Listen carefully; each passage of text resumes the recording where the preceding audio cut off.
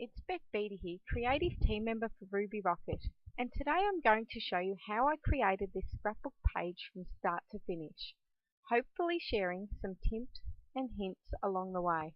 So let's get started. I started out by trimming off the barcode off the bottom of the paper and adding a little bit of stenciling with the Crafters Workshop Alhambra stencil and Versamagic ink pad in night sky colour. I just wanted to create a little bit of depth to the page and a little bit more interest as well. I've taken that in a few different areas on the page. I next took some of the floral blue paper out of the Handy Scandy collection and added a little bit of sanding to the edges. I really just wanted to finish the edges of that paper and also just help that blend into the background a little bit with the white paneling paper that I've used as well from the same collection. I've adhered that with a little bit of liquid glue, and again I've repeated that process with the polka dot paper, again adding a little bit of liquid glue behind and adhering it over the top of the floral paper. I then added a strip of the triangle pattern paper as just a contrasting element to those patterns.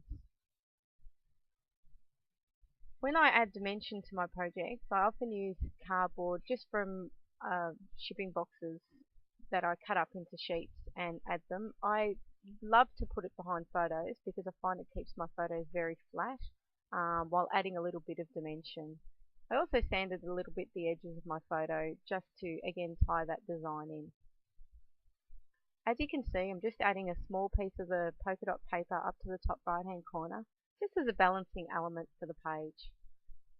Here I've just die cut some of the Spellbinder's basic lattice and I'm adding that into the page.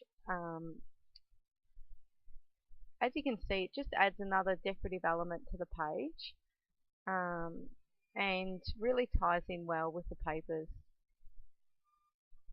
Love the mixing of the patterns. It really is fun to have a bit of a play with those patterns. As you can see, I don't like to waste my papers, so I'll generally not use a big sheet of paper that's going to be hidden. So as you can see, I cut that lattice into a triangle shape and just added what I needed for what would be seen. Also added just a little bit of a piece down next to that triangle strip as well. Here I've just fussy cut some of the papers up, so I used those flowers from that circular design from the Handy Scandy sheet, and I also cut out these leaf type shape patterns. I thought that they looked really good as leaves, just a bit contrasty to the rest of the page, and I've just added those in with the flowers. I love how the flower designs have almost got like a subtle white edging to them that makes it really easy for fussy cutting, so you can just follow that edge rather than following exactly on the line of the flower when you're doing it. Here I just added a little teacup. The page is actually about going out to dinner with my girlfriends, and you know, what more do we do than have coffee with our friends? So I just decided to add that little element in there just to personalise the page and make it more feel for what the page is about. I just wanted to add a little bit more stenciling just to finish off the balance of the page.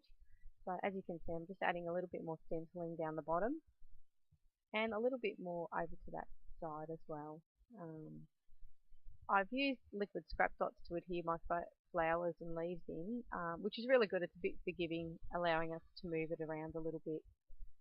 I added a title on as well, which die cut out of the Spellbinder's font 1 uppercase die set, and now I'm also adding a little bit of journaling.